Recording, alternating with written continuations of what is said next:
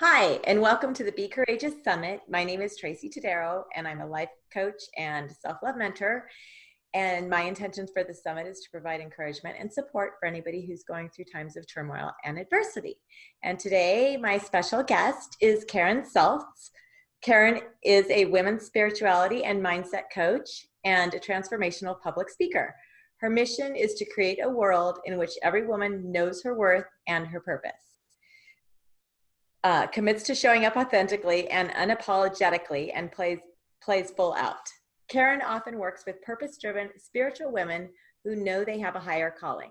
She supports them in stepping out of their comfort zones with courage and power to create a full, impactful, and fulfilling life. Karen is known for fearlessly sharing her darkest moments of depression, addiction, and spiritual confusion with openness and vulnerability. Her intention is to connect with each client and audience member in a profound and insightful way to allow her to acknowledge the reason she is here, live her purpose, and make meaningful contributions and connections by sharing her unique story and special talents with the world. Welcome, Karen. Thank you, Tracy. I'm so excited to be here. I love speaking and sharing this message, and I love what you're doing here. Thank you. I'm so honored to have you here, and I know the audience will fully benefit from all that you have to share with your knowledge and expertise and experiences and wisdom you've gained through those. So yeah, let's just, spread the word on being courageous and support everybody where they're at to get through these challenging times. So now I know one of the main teaching points, as we just talked about, is recognizing and living as your highest self. So what does that mean? Great question.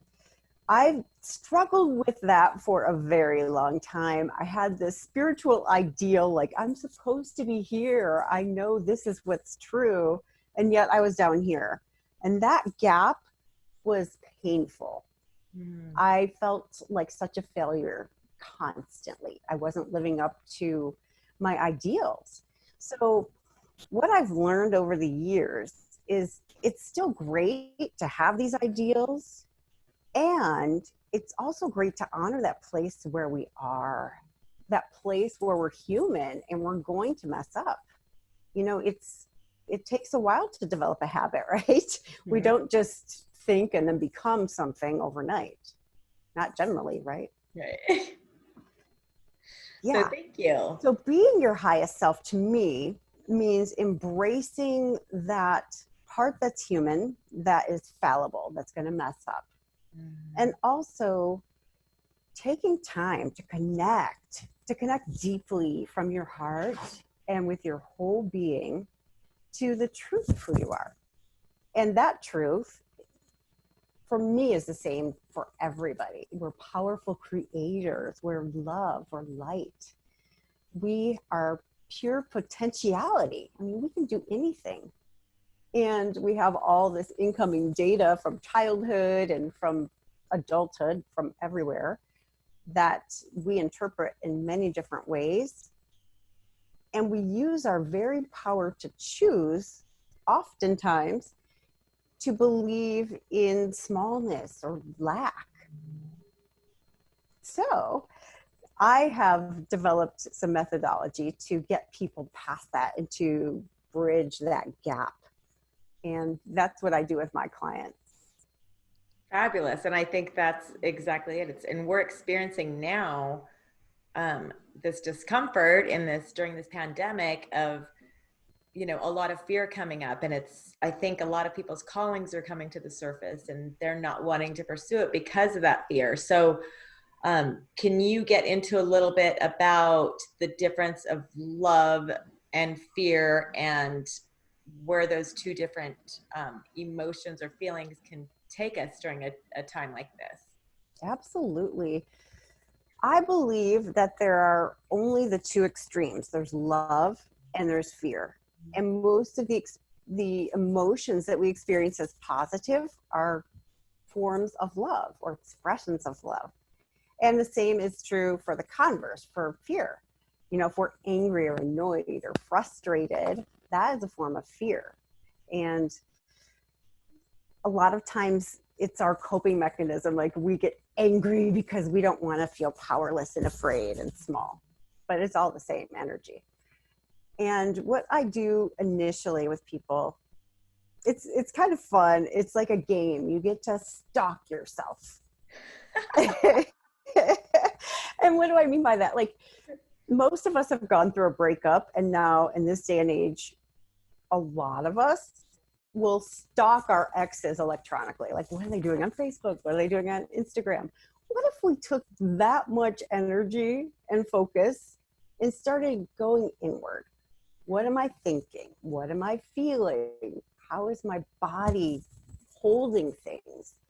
And really get quiet, breathe, just get calm and quiet. Give yourself space and notice, okay, what is my body doing? Am I holding my breath? Do I feel any tension anywhere? Do I feel pain? Or am I open, relaxed, calm? And then the same thing with your emotions. Am I sad? Am I happy? Am I angry? And just noticing with curiosity, kind of like you're observing from somewhere else, and saying, okay, at this moment, I am feeling sad. Instead of identifying with it like I am sad, like we never want to do that, right? I am feeling sad, and that's okay. And from that place, you can then do what I like to call choose again. Use that power of choice. Make a different choice. Okay, I'm feeling sad. That's okay. And I'm feeling it in my stomach. My stomach feels very tight and kind of contracted. Breathe into it, feel it, and then say, I want to choose to be happy. I want to be calm. And then from that place, you can say, I am calm. So there's like that little stepping up of the emotional state or getting closer to what you want. And then breathing that in is so good. It's so important, and really owning it and embracing it, and knowing in your core that that's who you are and that's what you deserve. You deserve to be happy. Your higher power, whatever you call it, God, universe, spirit, wants you to be happy. It is your divine birthright. And I think that a lot of people don't fully understand that or want to embrace that, because we may have had a life of struggle where we don't even know what truly being happy means, right? And then going through this, and it's just like, oh gosh, I knew it. Like everything's falling apart. I'm losing my job. My partner is leaving me. And so it's stepping into that new knowing, right? And I think, as you were mentioning earlier about, and I think it's so important to give people permission to do this, and I'll let you elaborate some more on it, but fully accepting yourself where you are at right now, as uncomfortable as it is, right? So can you provide a little bit more support for our viewers, and like maybe take them through a little exercise right now of what they can do to just sit in that where they're at? Ooh, yeah. I love exercises. They're fun.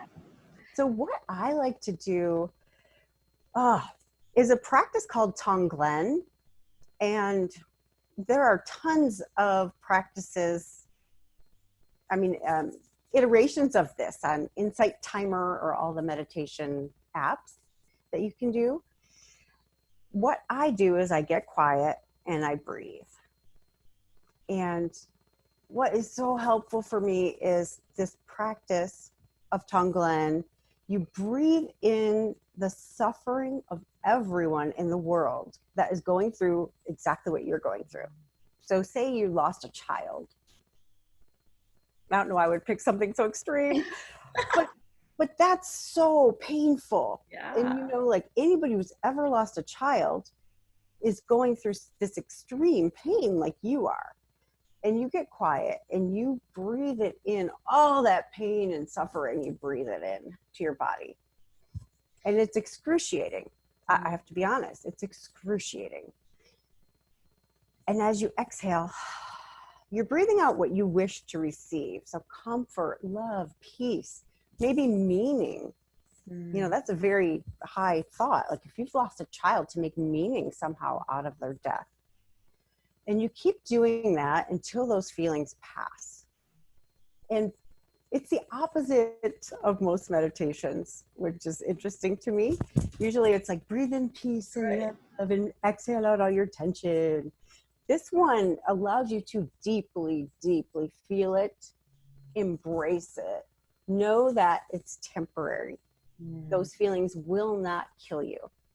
I've suffered from depression and was so afraid of those deep emotions. I really literally thought they would kill me.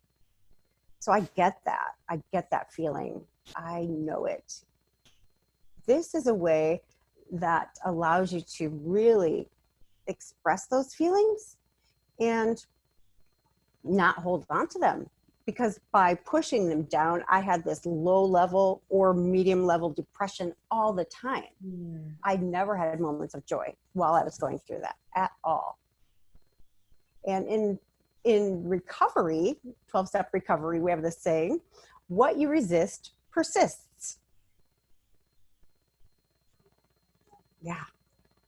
Well, and resistance is where, and that for me is what creates all that pain. Like Mm. just before I got on this interview, I'm running and just trying to, I got the air conditioning guy coming on. I've got some other stuff with another business that I'm struggling through. And it's just like, no, Tracy, pull it together. Like snap out of it. Like you can't do it. And it's just, I started getting more and more uncomfortable. And it was like, before we started the call, I just was like, okay, just welcome it and let it go, right? Energy is fluid, and just allowing it to kind of be noticed and then let it slowly move its way. And it's like, it's dissipating now as we're speaking, but Yeah, that that reminds me, sorry to interrupt, of this concept of being uncomfortable.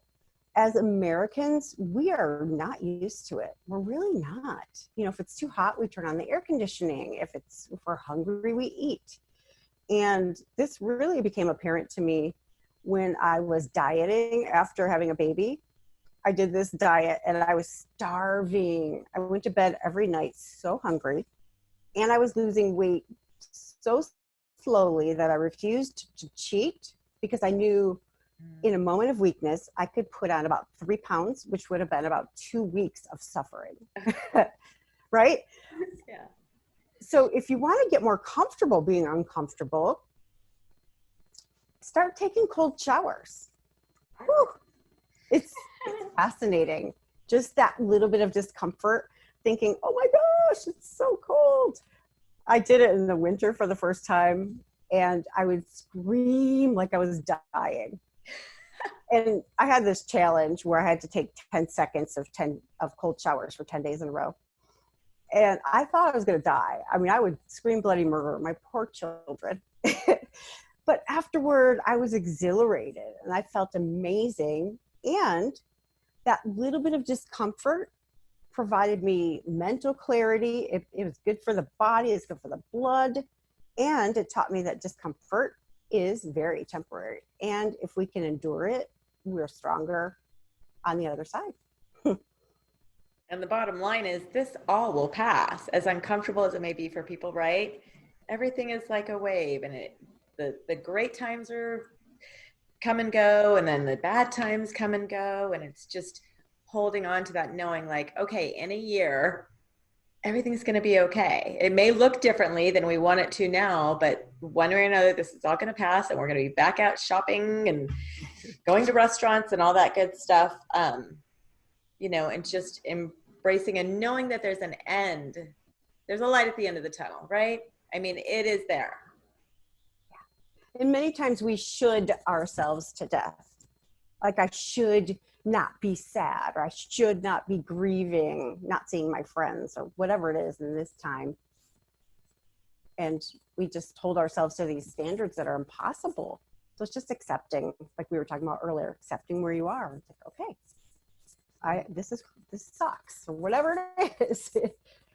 And one of the things that I really try to share with people, which was a new thing for me to learn, it was like a new language, is understanding that there's more than just basic emotions, happy, sad, angry, hurt, whatever. And even on my website, I've got a list of emotions where it's just, they go to, I mean, there's just 100 different emotions that can,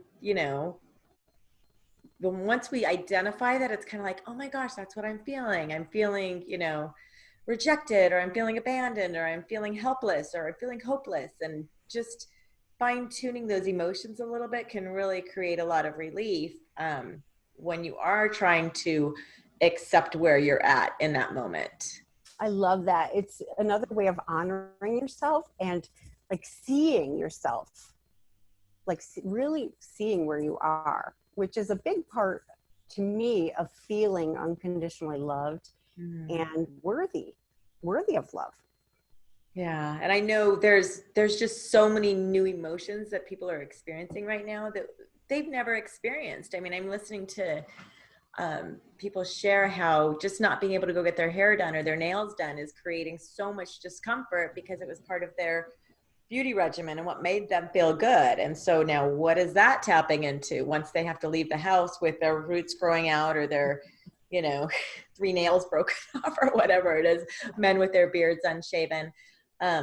So there's just so many new emotions that are coming up. And so like you're saying, being able to just embrace yourself where you're at and write out, what are you feeling? What's going on? What are the fears? What are the, Yeah,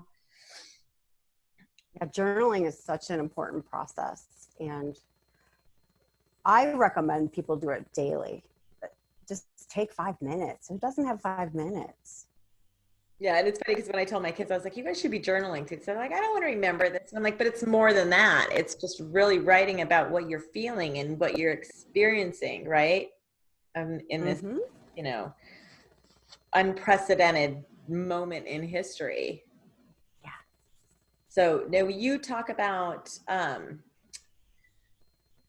creating, well, I guess let's ask this question. What do you recommend that people do to create positive long-term habits that can support them in new ways of thinking in this situation that we're in now? That's such a fabulous question, because we can all get inspired or motivated by something we hear. And unless we are willing to commit to a daily routine, nothing will change for very long.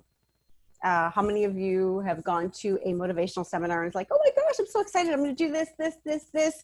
3 days later, you're back to doing exactly what you were doing before. And why is that?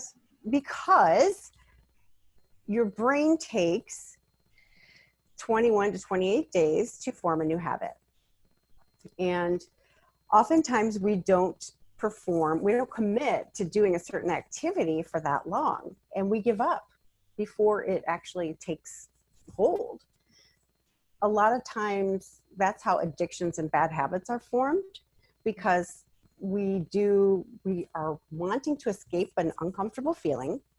So we'll go to a drug or alcohol or shopping, and it makes us feel better temporarily. So the next time we feel bad, unconsciously we think, oh, you know what? That drug or alcohol or shopping made me feel better. And we do it again. And we do it over and over and over. And what that does is, in the procedural memory, it creates this connection in your synapses unconsciously that is linked to your survival.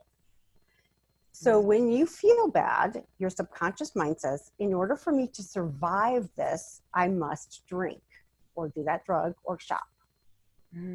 So it's really difficult to break out of patterns like that. And we do the same thing with self-sabotage or limiting beliefs. Anytime we're doing something that's not in our best interest, you could pretty much rely on the fact that you created some patterns there, not consciously, and it's not your fault, but that are not promoting what you want now. So you set an alarm in your phone, like, I'm going to do this at this time every single day, and you commit to it for that 21 to 28 days. What I like to do is decide exactly what I want. So make a list, write it out. Like, how do I want to feel? What are the emotions I want to feel? What do I want my energy level to be like? Who do I want to be? Like, what characteristics do I really want to embody? And to figure that out, like, what would you like people to say about you when you're not in the room? Mm. That's who you want to be. And that's, you have it in you already. It's just allowing it to be there. And once you make your list of how you want to be, you get to review that every single day and choose some inspired action items that will lead you closer to that. Like, okay, today I'm going to live into this quality of being my word. That's a really big one. Like, when you commit to something, you follow through. Yeah. And just as an aside on that, anytime you don't follow through on your word, like whether you show up late to something or you cancel on somebody or you just don't do something, you forget. It degrades your confidence and your self-worth, because your subconscious mind or your ego or that little voice will start talking to you saying, oh, sure, you're going to do that. You didn't do it last time. Look what happened with this. And over time, it just like erodes our self-confidence and self-esteem. So it sounds like it's about having integrity within ourselves. And then we can't really have integrity with other people unless we have it within ourselves and holding ourselves accountable to our word, being true to our word, which is, Mm-hmm. you know, having that integrity. And so when other people are expecting us to do something that we say, we're able to follow through and, you know, in that commitment, whatever it is we made. But I think that's the big foundation of that, right? It's just, Yeah, absolutely. Very, yes. Because the subconscious mind controls 95% of all of our thoughts, emotions, behaviors. And we think we're in control, but we're not. So with our little 5%, we get to choose how we're going to spend our time. And what's important is to determine what your actual values are and look at how you're spending your time. Are you spending your time in accordance with those values? Like, if you say my kids are the most important things in the world to me, and you spend 5 minutes a month alone with each one, you're going to be crazy inside. You're going to feel guilty and maybe shame, even a lot of things that are not going to propel you forward. They'll create anxiety and tension in you. So it's good to look at those things and choose how you're going to spend your time, commit to it, stick to it, and then review it every single day. Review at the end of the day. Okay, how did I spend my time? And do it with curiosity. Be playful, have fun. Oh my gosh, I didn't do it. I didn't do this. Okay, I got distracted. And, you know, just be gentle with yourself and say, okay, how did I get distracted? What was my trigger? And then how can I do it better tomorrow? And for me, an important part of all of this is having an accountability partner and someone who loves me and will play with me and is firm with me. So a true friend, someone who's not afraid of me, because that's big. Someone who doesn't just tell me what I want to hear. Somebody who will give it to me straight. And then we hold each other accountable. And what I found is a really good question to ask when we don't meet our commitments is, what was more important than your word?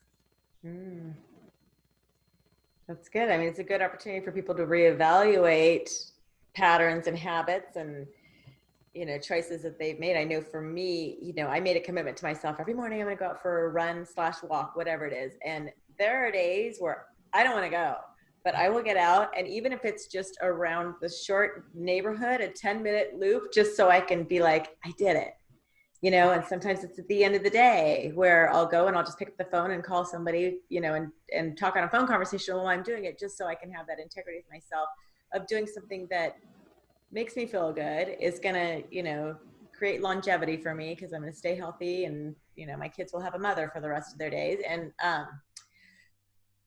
just those are the sort of things, like, how can you, when you set those goals for yourself, right, how can you make sure that you meet those goals so you feel good about yourself, like you were talking? I mean, and it's true. It's like we lose that, self-confidence because like, oh, I let myself down. Yes. Yeah. And when you let yourself down enough, a lot of people will stop trying. They won't set goals anymore. Yeah. They just like stay in this zombie state.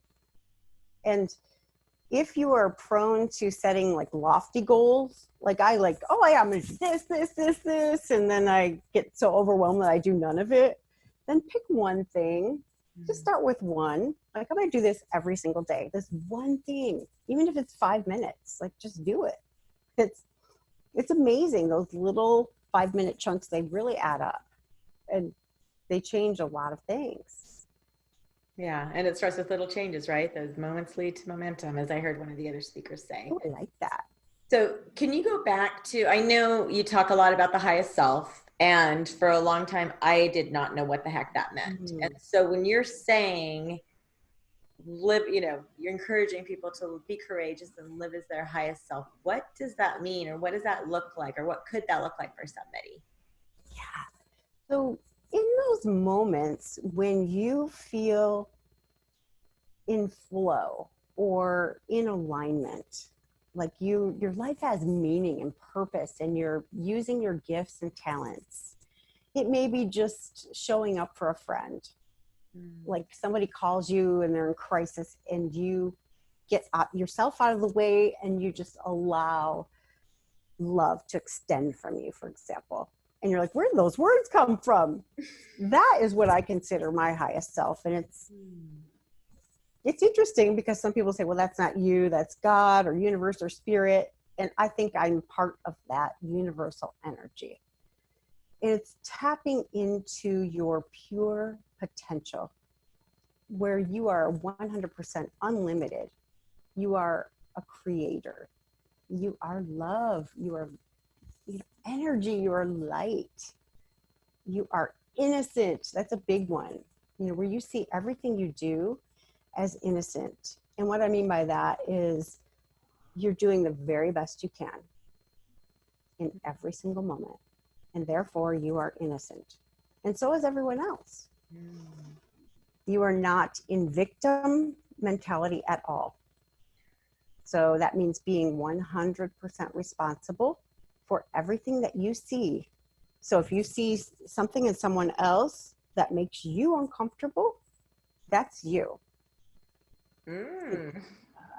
It's Nobody wants to hear that. Nobody wants to hear it. Yeah, I've dealt with that recently even.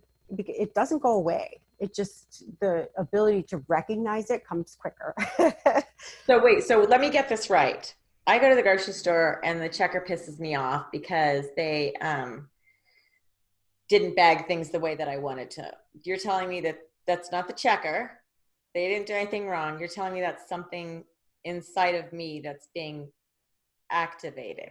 Mm-hmm.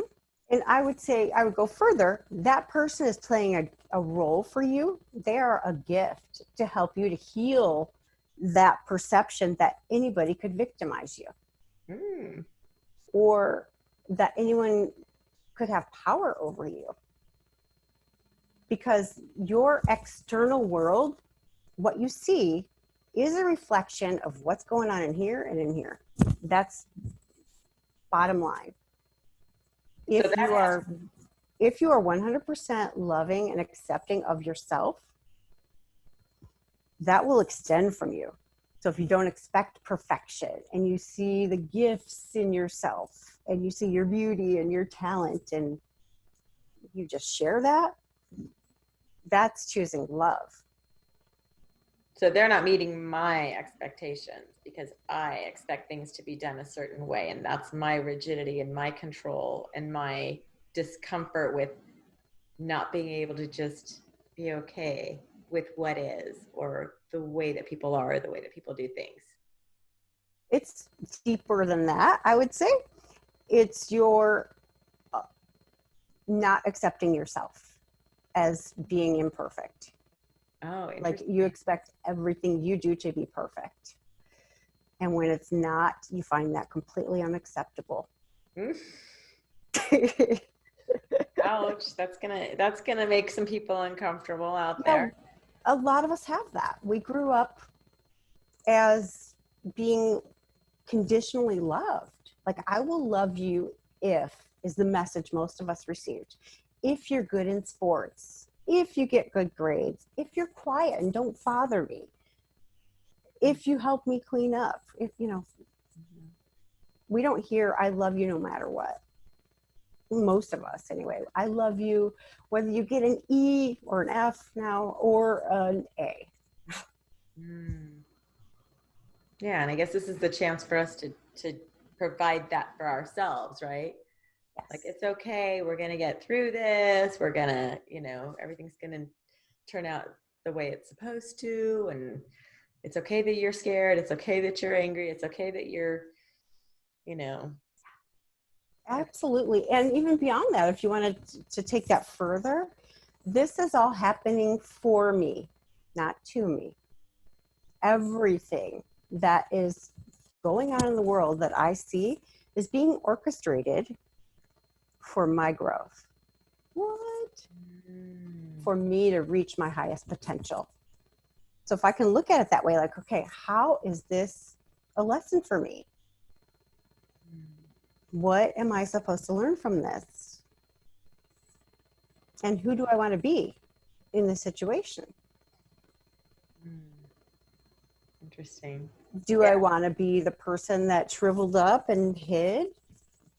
Or do I want to be the light in the world? Do I want to love people who don't believe what I believe? Like, if you're wearing a mask and they're not, can you love them? Can you accept them as they are? And vice versa. Wow. This is getting deep, but good. It's good stuff. It's just so powerful. And I think it gives people an opportunity. And I love how you shifted the wording on that. It's not happening to us, it's happening for us, because there's growth in this. This pandemic has created an opportunity for growth for every single one of us, right? Whether it's stepping out of our comfort zone, whether it's stepping out of a relationship we're not happy in, a job that we never really wanted to do, to follow our, and avoided following our dreams. Mm-hmm. Yeah, I mean, we're all being brought to our own attention right now. Yeah. And for me, it took a long time for me to release a lot of my victim stories because, a lot of it happened in childhood. Well, and I would be like, well, what do you mean I'm not a victim? I mean, this was done to me. I was a child. And that part's more difficult to understand. So I wouldn't start there, but I would start as an adult. We all have a choice on what we allow to have real estate in our heads. Do we want to keep replaying the same stories and retelling them over and over and over? This was done to me. Or do we want to be powerful and create our own stories? Because we get to. I heard We are not victims. Yeah, no, it's true. It's true. We may think there's a part, but yeah, just stepping out of that. But I had heard this little metaphor one time, and it said, thoughts are like airplanes. Don't let your mind be the landing strip. And it's true. I mean, if you can just observe that thought and be like, okay, nice to see you, keep on moving, whatever it is. You can't do this. You need to, suffer. You need to stay in this low paying job. Now you got to move into unemployment. And now you're, falling backwards. And it's like just letting those thoughts pass through. And Yeah, so, one of the things that's helped me a lot over the years to discern, am I thinking with fear or with love, is if I see only black and white, only two possibilities, that is what I call the voice of ego or the voice of fear. Like, I either quit my job or I stay here and suffer. Or whatever it is. If you see only two choices, that is most definitely fear. Because if you're thinking with the voice of God or love or universe, spirit, there are infinite possibilities, always. And we can't see them when we are in fear. Yeah, and our thinking, I think, is so limited as it is, right? I mean, as opposed to what the unlimited potential out there is for each of us, you know, in every area of our lives. And we just keep in this little mindset of what we know. And so being able to step out of that. So, um, I guess let's kind of cover real quickly. Well, let's close out. I guess we're out of time. But what are some final words that you can offer to our viewers in regards to being courageous during this time in our lives? Mm. Courage can come in many forms, and it's really fascinating. I did some research on courage a while ago. There's a fantastic documentary called 100 Days of Rejection. Oh I my recommend gosh. everybody watch that, because a guy went out to overcome his fear of rejection, and he tried to get rejected for 100 days in a row. And what he found was, when he stayed in it and went through the discomfort, and you could change a few pieces of language and just having courage, people said yes to some crazy requests. Like, he asked some guy if he could go play soccer in his backyard. He just went up to a random person's door, knocked on it. Hey, do you mind if I play soccer in your backyard? Goes up to a door with a plant. Can I plant this in your backyard? And the guy's like, no. And he's like, well, do you mind if I ask why? And the guy said, well, I have this dog, and I know you would dig it up, and it's a really beautiful plant. But you know what?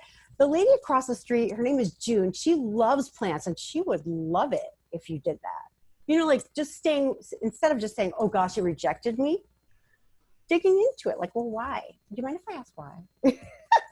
So that is fun, and just playing with it, knowing that, you know, it's not about you. If anybody rejects you, that's their stuff. It has nothing to do with you. Nothing. It's projection. Look it up if you don't know what it means. Or call me. I'm happy to pontificate. Just have fun. Do things you wouldn't normally do. One of the coaches that I work with says, do something with the intent to see how many times you can fail. And it's along those same lines, where it's just like, when you're doing stuff and like, okay, I'm going to see how many times I can fail. It's like, that's when success comes, right? Just like that guy experienced. Yes. And people don't think in that mindset, like, what? I can't fail. And it's like, just make a game out of it and just go and like, okay, how many times can I fail? And we'll just keep going and just keep counting it. And there's going to be wins and there's going to be successes. Yeah. And if you're so afraid of failure, you don't try very hard. You won't put yourself out there. You won't take any risks. So yeah, my business coach did that years ago. She's like, I'm going to fail 19 times in 2019. And she was trying to fail by playing a bigger game. Wow. And she ended up probably making it big, right? Knocking it out of the park, of course. Oh my gosh. That is a great story. That whole thing about that show. I'm going to have to watch that. That sounds phenomenal. Yeah, it's a Chinese gentleman. I can't remember his name, but 100 Days of Rejection Challenge. Oh my gosh. We can all use a little bit of that. So thank you for all the valuable and amazing information you've shared today, Karen. And I know you are offering some of your wisdom and knowledge via a free ebook that's available to everybody that's watching the summit in the email that you received this video. So can you explain a little bit more of what you're offering, please? Yes. I have done tons of breath work and meditation over the years, and I have found it's the quickest way for me to adjust my mindset and my physiology. So if I'm experiencing anything from resentment to anxiety or just like stress, I can reset that within 3 to 5 minutes using different breathing techniques. Wow. And I'm so funny. I was an economics major, so I made a chart of what each breathing technique is good for. And it's a beautiful chart. So I'm offering my free ebook. It's called Breath of Life. Thank you. That sounds fabulous. And breath it's just can get you grounded so quickly. And then also you have a paid offer that people can access through your website, I believe. Yes. It is a sacred purpose discovery call. And it's normally $197. And it really gets you in touch with some of those things that we talked about, like who do you want to be? What's your purpose here? Are you fulfilling that purpose? Could you do it better? And just really getting you in touch with your dreams that were put in there, I believe, by a divine source in order for you to show up that way. And getting you clear on that and getting you a plan on moving forward. And I'm offering that for just $27 right now. Wow, that's a great deal. Thank you for your generosity. And I know the, our viewers are appreciative of everything you've shared and making that available to them as well. So I thank you so much for your time on this series and just shining your light for everybody to see. You're beautiful and you radiate amazing energy. So thank you for that. And I will just say to all of our viewers, in the meantime, be courageous. And we are now signing off with love and light. Bye. Thank you. Mwah.